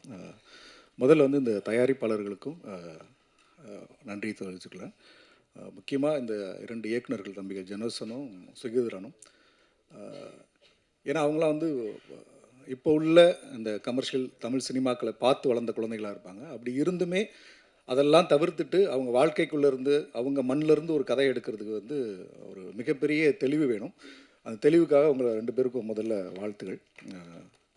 படம் நான் பார்த்துட்டு ரொம்ப நல்லா இருந்தது. ஒரே ஒரு வேண்டுகோள் மட்டும்தான். ஏன்னா கண்டிப்பாக வந்து தயாரிப்பாளர் சொன்ன மாதிரி எங்கள் கதைகளை வந்து எங்கள் ஜன்னல் வழியாக பார்க்காம எங்கள் வீட்டுக்குள்ளே வந்து பாருங்கன்னு சொல்கிறாங்க. அதே மாதிரி இந்த ஈழத்து பின்புலத்துலேருந்து நம்ம நிறைய கதைகள் சொல்ல வேண்டியது இருக்குது. எப்படி இன்றைக்கி வந்து மலையாள படங்கள் பார்க்கும்போது அந்த நிலப்பரப்பும் அவருடைய வாழ்க்கையுடைய வாழ்வியல் சூழலும் வந்து நமக்கு ஏதோ ஒரு விதத்தில் நம்மளை இழுக்குது, புதுசாக ஒரு தன்மை ஏற்படுத்து கதைகளை தாண்டி. அது மாதிரி ஈழத்தில் பதிவு பண்ணப்பட வேண்டிய அவ்வளோ விஷயங்கள் இருக்குது. ஈழத்திலிருந்து வரக்கூடிய படைப்பாளர்கள் இங்கே தமிழ் சினிமாவுடைய தாக்கத்திலிருந்து முதல்ல விடுபட்டால் நிறைய ஒரு முக்கியமான படங்கள்லாம் வரும் அப்படிங்கிறது இந்த நேரத்தில் நான் பதிவு செய்து கொள்கிறேன். அது ஒரு தன்னிச்சையான இண்டஸ்ட்ரியாக மாறணும். அது ரொம்ப முக்கியமானதாக இருக்குது. அதுக்கு இது வந்து ரொம்ப ஒரு வெளிச்சமாக தெரியுது. ஒரு தன்னிச்சை இன்னும் இந்த இந்திய சார்பு இல்லாமல் தமிழ் சினிமா துறைகளுடைய ஆளுமைகள் சார்பு இல்லாமல் ஒரு தன்னிச்சையான அந்த ஒரு இண்டஸ்ட்ரியாக ரொம்ப சீக்கிரம் வரும் அப்படிங்கிற நம்பிக்கையை வந்து இந்த படம் கொடுத்துருக்கு. இதுக்கு அடுத்து சோமிதரன் தோழர் ஒரு படம் எடுத்து முடிச்சிருக்கிறாரு. இங்கே இருக்கிற விஜயதரன் தோழர் ஒரு படம் எடுக்க இருக்கிறாரு. இப்போ அசின் ஒரு தோழர் வந்து அவர் ஒரு படம் எடுத்துக்கிட்டு இருக்காரு. ஸோ நம்பிக்கைகள் நிறைய இருக்குது நமக்கு. கண்டிப்பாக உங்களுடைய தன்னிச்சையான அந்த ஒரு இண்டஸ்ட்ரிக்கு எப்போதும் நாங்கள் துணை நிற்போம் என்று கூறி விடைபெறுகிறேன். நன்றி, வணக்கம். அடுத்தபடி மூர்த்தி அவர்களே ஒரு சில வார்த்தைகள் பேச அழைக்கிறேன். அனைவருக்கும் வணக்கம். ஸோ இந்த ட்ரெய்லர் பார்த்தேன், ரொம்ப சூப்பராக இருந்தது. இந்த மாதிரி ஒரு மிகப்பெரிய படைப்பை நான் எதிர்பார்க்கவே இல்லை. நான் ஆல்ரெடி இந்த 2 பேரும் இயக்குனர் அவங்க ஆஃபீஸ் போயிருக்கேன். அங்கே ஈழத்தில் இவங்களோட அலுவலகத்துக்கு நான் போயிருக்கேன். ஸோ அவங்களோட உழைப்பை எல்லாத்தையும் பார்த்துருக்கேன். ஒரே ஆஃபீஸ் ஃபுல்லாக வந்து வெறும் ஸ்டோரி போர்டாக வந்து போட்டு எல்லாம் பயங்கரமாக பண்ணிட்டு இருந்தாங்க. அப்போவே ரொம்ப இன்டர்நேஷ்னலாக அவங்களுடைய ஒர்க் எல்லாமே இருந்தது. ஸோ ரொம்ப கங்க்ராச்சுலேஷன் ஃபார் யூ. லைக் ரொம்ப மிக அற்புதமான படைப்பு இது. இந்த ட்ரெய்லர் வந்து நான் 2 நாளைக்கு முன்னாடியும் பார்த்தேன், நான் இப்போது இங்கே தேட்டர்லேயும் பார்த்தேன். ரொம்ப சூப்பராக இருந்தது. தயாரிப்பாளர் அவர்களுக்கு என்னுடைய வாழ்த்துக்கள். ஈழத்துலேருந்து ஒரு ஒரு இண்டஸ்ட்ரி வளருதுன்றது நம்ம எல்லாருக்கும் ரொம்ப பெருமையான ஒரு விஷயம். அங்கே ஒரு யூனிட்டும் ஸ்டார்ட் ஆயிடுச்சு. லைக் ஒரு அடுத்தடுத்து பின்னாடி நிறைய கதைகள் வரும்னு நான் எதிர்பார்க்குறேன். வெறும் போர்க்களத்தில் மட்டும் இல்லாமல் அங்கே ஒரு வாழ்வியல் இருக்குது. அந்த வாழ்வியலுக்கான மொத்த கதைகளும் கமர்ஷியலாகவும் சரி, ஆர்ட் ஃபிலிமாக இருந்தாலும் சரி, எல்லாமே வெளியிலேருந்து நிறைய பேர் வந்து அந்த கதைகளை சொல்லியிருக்காங்க. அதை தான் நாங்கள் பார்த்துருக்கோம். நிறைய பேர் தப்பு தப்பாகவும் சொல்லியிருக்காங்க. அங்கே உள்ளவங்க நீங்கள் வந்து அந்த கதைகளை எடுத்துகிட்டு வந்து சொல்கிறது வந்து அதுதான் சரியான விஷயம். ஸோ இந்த படம் மிகப்பெரிய சக்ஸஸ் அடையும். உலகம் ஃபுல்லாக இந்த படம் வெற்றி அடையும். அது என்னுடைய மனமார்ந்த வாழ்த்துக்கள். Good luck for you. Thank you.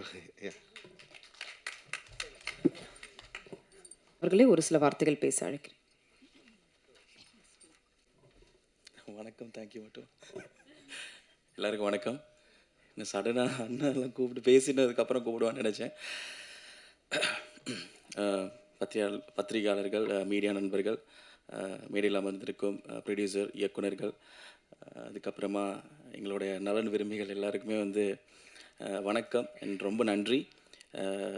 Anthony படத்தினுடைய ட்ரெய்லர் அண்ட் இசை வெளியீட்டு விழா எல்லாருக்கும் வந்ததுக்கு. அதாவது ரொம்ப நாள் ஒரு ட்ரீம் இது. இப்படி ஒரு ஸ்டேஜில் ஏறி, அதாவது இதே பிரசாத் லேபில் நம்மளோட பேனரும் வந்து இருக்குது.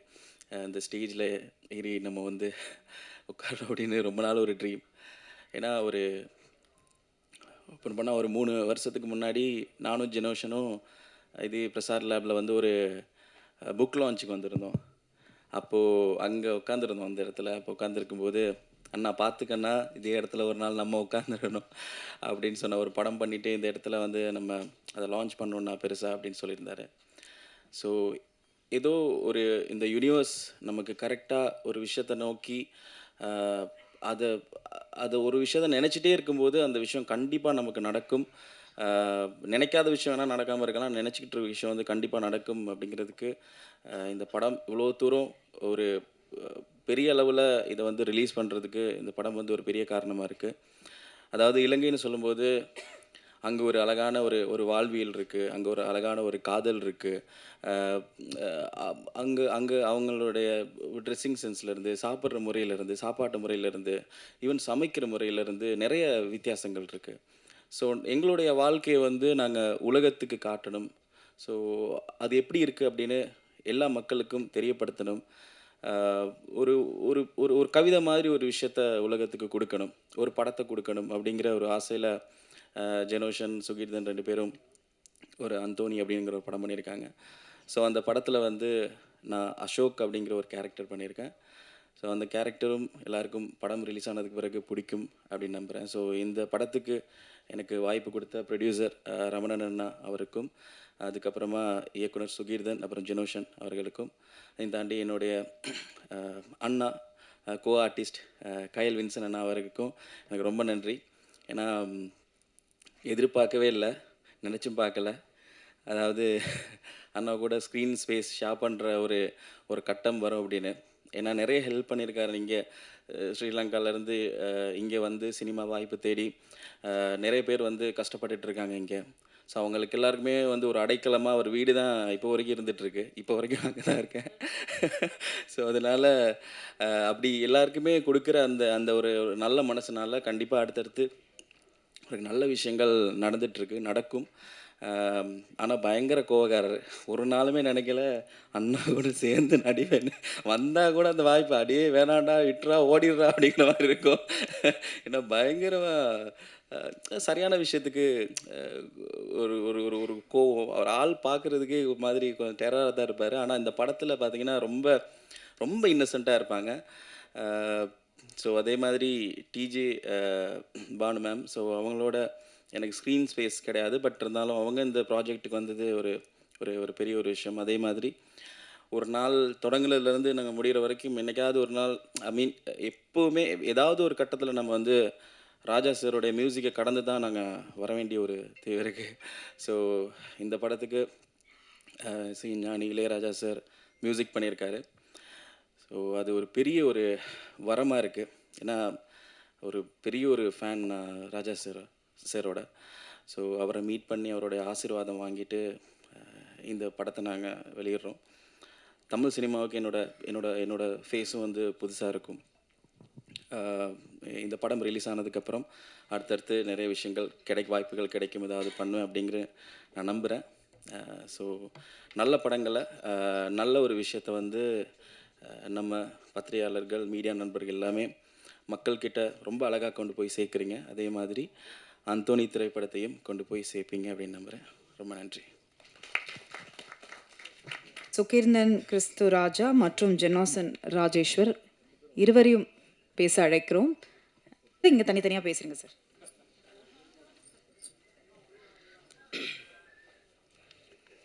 நான் ஒரு சின்ன பேப்பர் வச்சுருக்கேன், ஒரு சில வார்த்தைகள். அனைவருக்கும் வணக்கம். நான் இங்கே உட்காந்துருக்கிறது ரொம்ப எமோஷ்னலாக தான் இருக்கிறேன். ஒரு உதவி இயக்குனராக தென்னிந்தியாவை தேடி வந்த நான் அந்த ஞாபகங்களை நான் இங்கே மீட்டி பார்க்குறேன். ஒரு டிக்கெட் காசுலேருந்து இங்கே வந்து ஒவ்வொரு வேலைக்காகவும் வளமையான சினிமாக்காரர்கள் படுற அதே கஷ்டங்களை அனுபவித்த அந்த நாட்கள். ஏன்னா இந்த பிரசாத் லேபில் வந்து எத்தனையோ ஆடியோ லான்ச் அந்த பின்னுக்கு நின்று நான் பார்த்துருக்கேன், நானும் சுகிர்தனும். அதால் இந்த மேடையில் இருக்கிறது ரொம்ப உணர்வு பூர்வமான ஒரு விஷயம். அடுத்தது ஷோபனா மேம் சொன்ன மாதிரி இந்த அந்தோணியார், அவங்க அதை ஏன் இன்றைக்கி சொன்னாங்கன்றது எனக்கு தெரியாது. அந்தோணியார் வந்து இந்த படத்தின் ஆரம்பத்திலிருந்து இப்போ வரைக்கும் இருந்து கொண்டிருக்கிறார். தயாரிப்பாளர் எப்படி முதலீடு பண்ணி இந்த படத்தில் எங்களுக்கு ஃபிசிக்கலாக சப்போர்ட் பண்ணிகிட்ருக்கிறாரோ, அந்த மாதிரி இந்த பிரபஞ்சம் எங்களுக்கு இந்த படத்துக்கு நிறைய விஷயங்களை தந்து கொண்டே இருக்குது. அது எல்லாமே ஒரு கனவுகள். எப்படி அதெல்லாம் நடந்து கொண்டிருக்குன்றது எனக்கு தெரியாது. அதில் முதன்மையான விஷயம், இந்த படம் வந்து எடுத்தது ஒரு உதவி இயக்குனர்களாக நாங்கள் 2 பேரும் பயணித்து கொண்டிருந்தோம். அதுக்கு பிறகு மழைக்கால இரவுகள் என்று சுகிர்தன் ஒரு படத்தை எடுத்து அந்த படம் ஒரு சில விருதுகளை வென்று அது தயாரிப்பாளர் பிடிச்சு போய் அந்த படத்தை இந்த அந்தோனி படத்தை நாங்கள் தொடங்கினாங்க. இந்த படத்துக்குள்ளே வின்சென்ட் அண்ணாவாக இருக்கட்டும், டிஜே பானு மேமாக இருக்கட்டும், அதை விட ஒரு அண்ணாமார் குரூப் ஒன்று இருக்குது. சிரீஷ் கந்தராஜா அண்ணா, விஜய் அண்ணா, மற்றது வந்து எங்களோட பார்த்தி அண்ணா, இந்த மாதிரி சில அண்ணாமார் வந்து தங்களை அறியாமலேயே நிறைய உதவிகளை வந்து எங்களுக்கு செய்து கொண்டிருக்கணும். இந்த படம் ஷூட் பண்ண கேமராலாம் வந்து நாங்கள் சொந்தமாக இந்தியாவிலேருந்து வாங்கி கொண்டு போய் ஷூட் பண்ண அலெக்ஸா கேமரா. அப்போ சின்ன சின்ன கேமராக்களில் பண்ணக்கூடாது, ஒரு ஃபிலிம் கேமராவில் தான் யாழ்ப்பாணத்தில் படம் எடுக்கணுமெண்டு இங்கே ஃபிலிம் ஷூட்டிங்ஸ் எல்லாம் பார்த்துட்டு அந்த மாதிரி ஒரு நோக்கத்துக்காக சுற்றிட்டு இருந்தவங்களுக்கு நாங்கள் நினச்சது தான் நாங்கள் நடத்தினாங்க யாழ்ப்பாணத்தில். அப்போ ஏதாவது ஒரு சினிமாவில் கொஞ்சமாவது கற்றுக்கிட்டு ஏதாவது ஒரு நல்ல ஒரு ஃபிலிம் மேக் பண்ணணும் என்ற ஒரு ஆர்வத்தை இன்றைக்கு நினைவாக்கி இந்த திரைப்படத்தின் இசை வெளியீடு, ட்ரெய்லர் வெளியீட்டு விழாக்கு வரைக்கும் கொண்டு வந்து சேர்த்துருக்கிறோம். அதே மாதிரி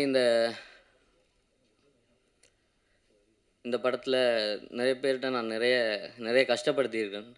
நிறைய சப்போர்ட் பண்ண சொல்லி, நிறைய ஹெல்ப் பண்ண சொல்லி, நிறைய பேர் எதுவுமே என்னட்ட கம்ப்ளைண்டாக கொண்டு வராமல் இந்த படத்தை ஒர்க் பண்ணி தந்திருக்கிறீங்க. அதே மாதிரி ஐரோப்பிய கலைஞர்கள் நிறைய பேர் இந்த படத்தில் நடிச்சிருக்கிறீங்க. இந்த படத்தில் முதலீட்டாளர்களாக இருக்கணும், அவர்களுக்கும் என்னுடைய நன்றி. வளமையான ஒரு சினிமா இல்லாமல் யாழ்ப்பாணத்திலிருந்து முதல் ஒரு நல்ல சினிமாவை, ஒரு நல்ல ஒரு படத்தை மக்களுக்கு கொண்டு போய் சேர்க்கணும் என்ற எண்ணத்தில் தான் அந்தோணி படம் எடுத்திருக்கிறோம். ஒரு கடலோர காதல் காவியம் என்ற ஒரு விஷயந்தான் இதுக்குள்ளே இருக்குது. எல்லா பல்வகை சமூகத்தினரும் இந்த படத்தை பார்க்கணும். ஒரு ஃபீல் குட்டான படம், தியேட்டரில் பார்த்து எல்லாருமே சப்போர்ட் பண்ணணும். இங்கே உள்ள மீடியா நண்பர்கள் அவர்கள்லாம் இந்த தமிழ்நாட்டில் முதன்மையானவர்கள், ஒரு விஷயத்தையும் கொண்டு போய் சேர்க்கிறதுக்கு மக்கள்கிட்ட நீங்கள் எங்களுடைய இந்த திரைப்படத்தை தமிழ்நாட்டிலையும் உலகம் முழுக்கவும் இருக்கிற மக்கள்கிட்ட கொண்டு போய் சேர்க்கணும், இதை வெற்றியடை செய்யணும் என்று கேட்டுக்கொள்கிறேன். நன்றி.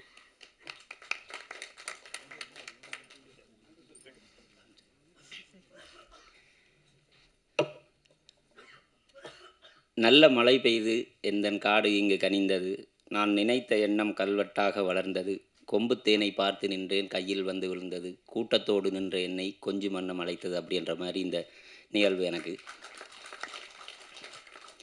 நன்றி. எல்லாமே அவர் சொல்லிட்டாரு. படத்தை பற்றி நான் சொல்கிறேன். எல்லா ஒரு படத்தில் சொல்லியிருப்பாங்க, காதலும் கடலும் எப்பயுமே பார்த்தா சலிக்காது அப்படின்ற மாதிரி. எங்கள் ஊரில் இருக்கிற காதலும் கடலையும் நான் உங்களுக்கு காட்ட போகிறேன். இந்த படம் கண்டிப்பாக பாருங்கள். இந்த படம் எப்படி ஒரு அனுபவமாக இருக்குமாண்டா, அவ்வளோவெல்லாம் செலவழித்து ஸ்ரீலங்காவுக்கு டிக்கெட்டை போட்டு வந்து அங்கே எல்லாம் சுற்றி பார்த்து எங்கெங்கெல்லாம் பார்க்கணுமோ அப்படின்ட்டு இல்லாமல் அவ்வளோ காசு செலவழிக்க தேவையில்லை. இந்த படத்துக்கு ஒரு டிக்கெட் எடுங்க, யாழ்ப்பாணம் டவுனில் இறங்கி ஒரு அழகான கிராமத்துக்குள்ளே ஒரு பஸ்ஸில் ஏறி நீங்கள் போகும்போது ஒரு 5 ராஜா பாட்டு கேட்டு ஜன்னல் கரையோட ஒரு காற்றடிக்கும் போது கண்ணால் உங்களுக்கு எப்படி ஒரு கண்ணீர் வருமோ அப்படியான ஃபீலிங்கை இந்த படம் கொடுக்கும். மற்றபடி என் டீம் எல்லாருமே உதவி இயக்குனர்கள் அது எல்லாமே இல்லாமல் எல்லாருமே நண்பர்கள். தமிழாக இருக்கட்டும், கலையக்காவாக இருக்கட்டும், என் டீமில் வேலை செஞ்ச ஆகாஷ், மது ஸ்டாலின் அப்படி இப்படின்னு நிறைய பேர் இருக்குது. நேரம் போதாமே என்று பின்னால் தட்டிக்கிட்டு இருக்காங்க. அதனால் ஓகே. எங்கள் அப்பாவுக்கு முதலாவது நன்றி. அடுத்தது எல்லாருக்குமே பையனோட வெற்றியை பார்க்குறது எல்லா அப்பாவுக்குமே கொடுத்து வைக்கிறதில்ல. இந்த போஸ்ட் ப்ரொடக்ஷன் நடந்து கொண்டு இருக்கும்போது தான் ஜனோசனாகட அப்பா இருந்தார். இறந்து 2வது நாள் திருப்பி டிக்கெட்டை போட்டு வந்து இங்கே டப்பிங் மிக்சிங்கான வேலைகள் எல்லாம் பார்த்துக்கிட்டு இருக்காங்க. எங்கள் அப்பா உயிரோடு தான் இருக்கார். எங்கள் அப்பா சார்பில் அவங்க அப்பா சார்பில் கட்டாயமாக அவர் பார்ப்பார், சந்தோஷப்படுவார். அவங்க அம்மா எல்லாருக்குமே நன்றி. அடுத்தது அண்ணா வின்சண்ணா, இந்த கடலில் எப்படி கடக்க போகிறோம் அப்படின்ட்டு இருக்கும்போது இந்த கடலில் கடக்கிறதுக்கான கிடைச்ச ஒரு படகு, ஒரு பலமான படகு. அப்படி மேம் அந்த கடலில் கிடைச்ச முத்து ஜோவம்மா மேம் அவங்க அந்த முத்து சரியான காலத்தில் எங்கே இருக்கணுமோ அப்படி தான் இவங்களுக்கு மகளாக நடிச்சிருந்த மருமகள் அவங்க. மற்றது அசோக் கேரக்டர், கரோலின் கேரக்டர் எல்லாருமே அற்புதமாக இருக்கும். அழகான காதல் கதை, ஒன்றுமே இல்லை. நல்ல கண்டென்ட்டும் நல்ல கதைகளுமே பார்க்குறதுக்கு இப்போ ஆடியன்ஸ் எல்லாருமே வந்துட்டாங்கன்றது தெரியுது. நிறைய தளங்கள் இருக்குது. கட்டாயம் உங்களுக்கு இது ஒரு நல்ல படைப்பாக நல்ல அனுபவத்தை தர்ற மாதிரி இருக்கும். நன்றி.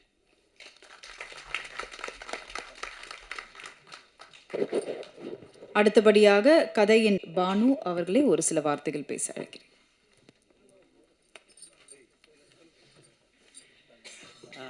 எல்லாருக்கும் வணக்கம். கொஞ்சம் லேட் ஆயிடுச்சு வரும்போது. ஆக்சுவலி ஹாஸ்பிட்டலுக்கு போய் வர அந்த மாதிரி ஒரு டைம் வந்தாச்சு. பட் அதுக்கு சாரி. இந்த நான் ஏற்கனவே ட்ரெய்லர் பாடங்கள் படம் பார்த்துட்டேன். ஸோ அது உங்களுக்கு பிடிக்கும்னு நான் நம்புகிறேன். கண்டிப்பாக நம்ம இவ்வளோ கேமரா முன்னாடி நடித்தாலும் இந்த மேடையில் பேசுகிறது ரொம்பவே கஷ்டம் உண்மையாகவே. ஆனால் மேடையில் இருக்கிற நிறைய ஆள் எனக்கு பிடிச்சி போச்ச ஆள். ஸோ அவங்கள எல்லாருக்கும் இங்கே வந்ததுக்கு நன்றி. லெனின் பாரதி அவர்கள், சீனு அவர்கள், நீங்கள் எல்லோரும். நீங்கள் இந்த ட்ரெய்லர் லான்ச்சுக்கு இப்போ வந்தீங்க. பட் நாங்கள் அனௌன்ஸ் பண்ணும்போது அவர் ஸ்ரீலங்காவிலே இருந்தார். ஸோ அப்போ கூட ரொம்பவே நீங்கள் ஹெல்ப் பண்ணுறீங்க. ஸோ அதுக்கு ரொம்ப நன்றி. இந்த படத்தை பண்ணும்போது நாங்கள் எல்லாரும் இப்போது ட்ரெய்லரில் இருக்கோம், சினிமாவில் இருக்கோம். எங்களுக்கு எல்லாருக்கும் ஒரு ஸ்க்ரீன் ஸ்பேஸ் இருக்குது. பட் அந்த ஊர் மக்கள், அங்கே இருக்கிற ஃபிஷர்மேன், அவங்களெல்லாம் ஒரு இது ஸ்ரீலங்காவோட ராஜா ஹரிஷ்சந்திர மாதிரி ஃபீல் பண்ணாங்க. அவங்க அந்த ஊர் மக்கள் எல்லாருக்கும் ஹெல்ப் பண்ணி, குட்டி குட்டி பசங்கள் கூப்பிடுறதுக்கு ஒரு ஈடி இல்லாத அந்த குட்டி பசங்க இப்போது ஒரு சின்ன ஈடி, அந்த மாதிரி நிறைய மக்கள் அப்படியே ஹெல்ப் பண்ணாங்க. சாப்பாடு கொடுக்குறதுக்கு, பாத்ரூம் கொடுக்குறதுக்கு, நிறைய திங்ஸ் பண்ணுறதுக்கு. ஸோ இது அவங்களோட ஒரு ராஜா ஹரிஷ்சந்திர மாதிரி ஃபீல் பண்ணி இந்த படத்தை பாருங்கள், தியேட்டருக்கு வாங்க. அது மட்டும் தான் சொல்ல முடியும். போதும். நன்றி. I think everybody did a great performance. What else I can say? Thank you.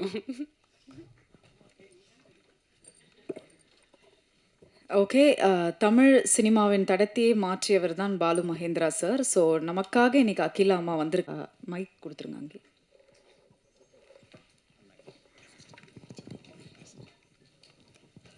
எல்லோருக்கும் வணக்கம். என்னோட கணவரும் நானும் இலங்கையில் தான் பிறந்து வளர்ந்ததெல்லாம். ஆனால் எங்கள் ஊரை பற்றி படம் எடுத்தது எனக்கு ரொம்ப பெருமையாகவும் சந்தோஷமாகவும் இருக்குது. என்னோட கணவரோட ஆசீர்வாதத்தால் இந்த அந்தோணி படம் மிகப்பெரிய வெற்றி பட வாழ்த்துகிறேன். நன்றி, வணக்கம். தேங்க்யூ. தேங்க்யூம்மா. Thank you so much. So yes, நம்ம சீனு சார் சொன்ன மாதிரி அந்தோனி அப்படின்னு தான் அவரை கூப்பிடணுமா, இல்லை வந்து ஒரிஜினல் நேம் கயல் வின்சென்ட் சொல்லி கூப்பிடணுமான்னு தெரியல. ஸோ 2 நேமும் சேர்த்து அந்தோனி கயல் வின்சென்ட் அவர்களே ஒரு சில வார்த்தைகள், இல்லை சார், ஒரு 2 வார்த்தை எக்ஸ்ட்ரா பேசிடலாம்.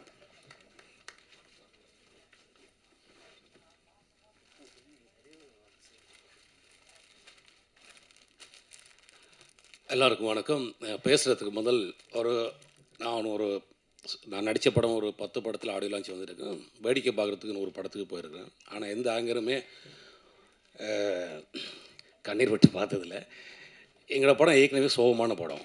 வாரவங்க எல்லாமே சோகமாகவே பேசிகிட்டு இருக்கிறாங்க.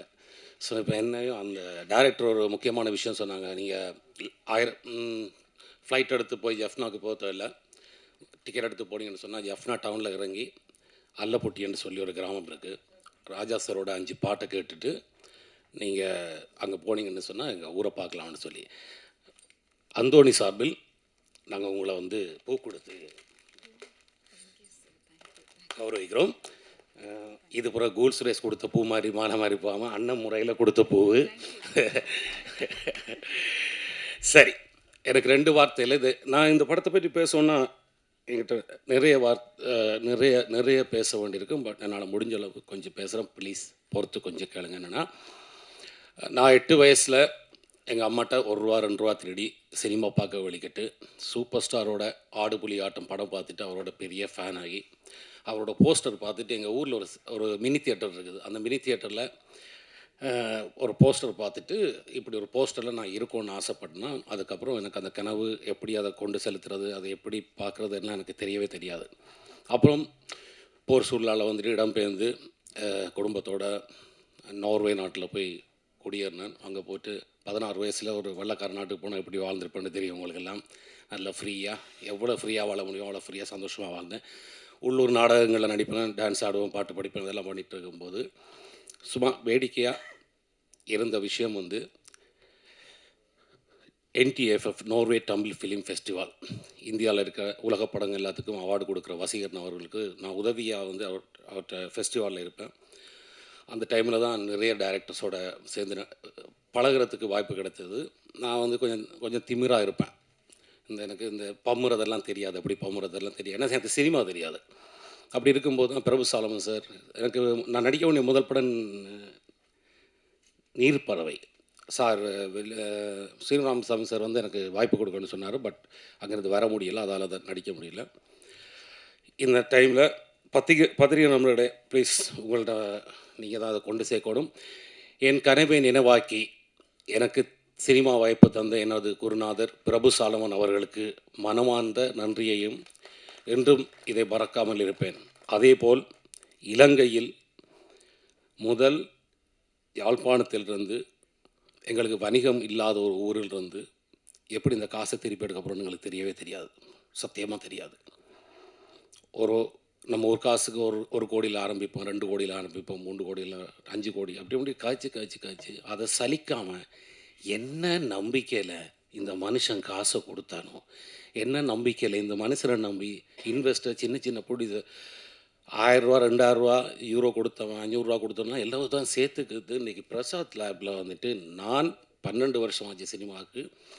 எனக்கு கதாநாயகன், அதாவது இந்த படத்தின் முக்கியமான, அதாவது ஹீரோண்டுவாங்க, கதாநாயகன்டுவாங்க, இந்த படத்தின் முதன்மை பாத்திரம் கொடுத்து என்னை இங்கே நின்று பேச வைக்கும் அளவுக்கு எங்கள் சினிமா வளர்ந்து கொண்டு வருகிறது. அதற்கு ரமணனாக்க முதல்ல நன்றி. எங்களுக்கு அடிக்கடி முக்கியமான ஒரு நபர் சோமிதரன் அண்ணா. அவரை பற்றி நான் இந்த புக்கு படிக்கிறது, டாக்குமெண்ட்ரி பார்க்குறதுலாம் கிடையாது. நமக்கு யாராவது சொன்னாங்கன்னா வேடிக்கையாக கேட்டுப்பேன். ஆனால் சோமிதரன் அண்ணா பார்த்த பிறகு தான் நான் கொஞ்சம் அந்த ஈழத்தை பற்றி எல்லாம் தெரிஞ்சுக்கணுமென்று ஆசைப்பட்டேன். அதுக்கு நன்றி. நீடுரா படத்தில் எனக்கு வாய்ப்பு அளித்ததுக்கு மிக்க நன்றி. எங்கள் படத்தை வந்து இங்கிருந்து வந்து எங்கள் படத்தின் பூஜையில் கலந்து கொண்டார் ஸ்ரீராமசாமி சார், அவருக்கு நன்றி சொல்லியாச்சு. அப்புறம் லெனின் பாரதி அண்ணா, எனக்கும் அவருக்கும் கருத்து பெரும் 2 பேருக்கும் சம்மந்தம் இல்லை, ஆனால் 2 பேரும் ஒன்றா தான் இருக்கிறோம். ஏன்னா நான் ரஜினி சாரோட தீவிர ஃபேனு. ஓகே, நான் சினிமாவோட ஃபேனு, ரஜினி சாரோட ஃபேன், அவ்வளோதான். நான் படத்தை படமாக பார்ப்பதால். அப்புறம் வந்து யாரை பற்றி சொல்ல, சுதர்ஷன் ஆக்டர், அவனும் எனக்கு ஒரு தம்பி தான். இந்த படத்தில் அவனோட நடிக்கிறது எனக்கு சந்தோஷம்.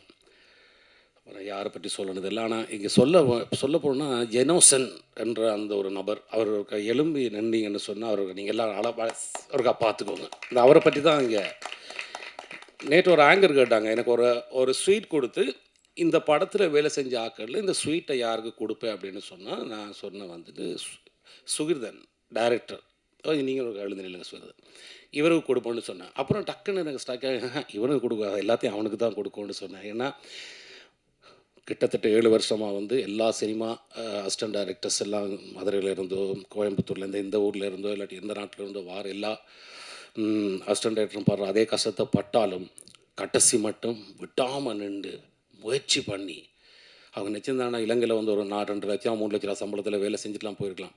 எல்லாத்தையும் விட்டுட்டு இதைத்தான் பண்ணணும்னு சொல்லி வந்து லெனின் சொன்ன மாதிரி எல்லாரும் எடுக்கிற படம் எடுக்காமல் புதுசாக ஒரு படம் எடுப்பேன்னு சொல்லிட்டு இது பண்ணாங்க. இந்த படத்தோட கதை கேட்டு நான் தான் முதல்ல எனக்கு பிடிக்கலன்னு சொன்னாலும், ஆனால் இந்த படத்தில் நடிச்சிருக்காட்டி நான் பெரிய ஒரு குற்றம் செய்தவனாக தான் இருந்திருப்பேன்னு சொன்னால் இதே பிறகு என்ன கூப்பிட்ருப்பாங்க ஆடியோ லான்ச்சுக்கு. இப்படி ஒரு ட்ரெய்லரை பார்த்துட்டு ஆனால் முட்டாள் பகலே இந்த படத்தை விட்டேன்னு சொல்லி புலம்பாமல் என்னை நம்பி என்னை உருவாக்கி ஒரு அந்தோனியாக என்னை மாற்றி, எனக்கு ரொம்ப ஆசை தான். 12 வருஷமாக கயல் வின்சன் சொல்கிறாங்க, அந்தோனி வின்சன் சொன்னாலும் நல்லா இருக்கும்னு ஆசைப்பட்றேன். அப்புறம் டிஜே பானு அவங்கள பற்றி கண்டிப்பாக சொல்லணும். என்ன சொன்னால் அவங்க வந்துட்டு செலக்ட் பண்ணி படம் நடிப்பாங்க. ஆனால் என்ன ஆச்சரியம்னு சொன்னால் இவங்க இந்த படத்துக்கு எங்கள் படமும் கதை கேட்டாங்க, ஓகே சொல்லலை. அப்புறம் தெலுங்கில் ஒரு 50 லட்ச ரூபா சம்பளத்தில் ஒரு படம் கிடச்சிச்சு. எவ்வளோ பெரிய முட்டாள்னு தெரியல. அந்த படத்தை வேணான்ட்டு யாழ்ப்பாணத்துக்கு தனியாக ஒரு ஆளாக வந்து எந்த எதிர்பார்ப்பும் இல்லை, அசிஸ்டன்ட் கிடையாது, மேக்கப் ஆர்டிஸ்ட் கிடையாது, ஒன்றும் கிடையாது. நாங்கள் யாரை சொல்கிறோமோ இவங்க தான் மேக்கப் ஆர்டிஸ்ட்டு கையில் சொன்னால் கலையா அவங்க தான் மேக்கப் ஆர்டிஸ்ட்னு சொல்லி ஒத்துக்கிட்டு எங்களுக்கு முழுக்க ஒத்துழைப்பு கொடுத்தது. சீரியஸாக இந்த படத்தில் வந்துட்டு அந்தோனியா வேறு யாரும் வேணாலும் நடிச்சிருக்கலாம், அதுக்கு நிறைய நடிகர் நல்ல நடிகர்கள் இருக்காங்க. ஆனால் நளினியாக நடிக்கிறதுக்கு அவங்களால மட்டும்தான் முடியும். நீங்கள் இருக்கிற எல்லா போஸ்டர்லையும் பாருங்கள், நளினி அங்கே இருப்பாங்க. இந்த நளினிக்குள்ளே அந்த கூட்டுக்குள்ளே குறுகி போய் நிற்கிற அந்தோணி மட்டும்தான் நான். அடே நீ இப்படிலாம் பேசுவேன்னு யோசிக்கிறீங்களாடா? நல்லா பேசுனா சரி. நன்றி.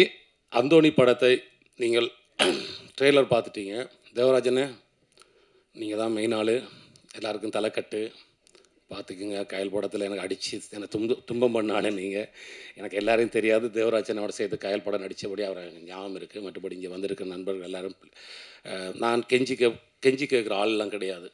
இது நல்ல படமாக இருந்தால், இது நல்ல ட்ரெய்லராக இருந்தால், இளையராஜா சார் போட்டது நல்ல பாட்டாக இருந்தால் தயவுசெய்து இது தமிழ்நாட்டிலும் மலையாளத்திலும் சிங்களத்திலும் ஒரு வெற்றி படமாக அமைய வேண்டும்.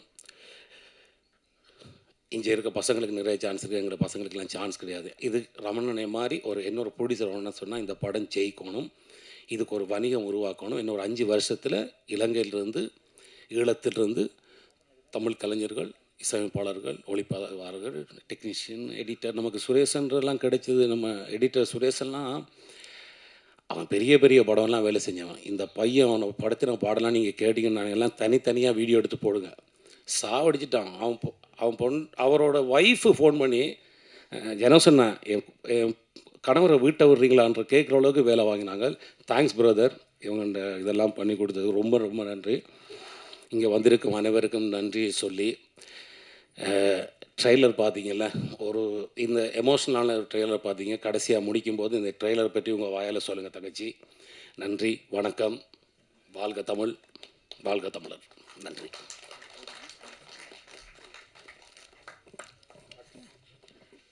தேங்க்யூ. அவரே சொல்லிட்டாரு. தேங்க்யூ அண்ணா, தேங்க்யூ ஸோ மச். நான் அந்தோனினால அந்தோனினே கூப்பிட்றேன், அந்தோனி அண்ணானே சொல்லிடுறேன். ஏன்னா நான் அழுததுக்கான காரணம் வந்து அஃப்கோர்ஸ் நான் சொன்ன மாதிரி நான் ஒரு மிகப்பெரிய அந்தோனியாரோட பக்தர்.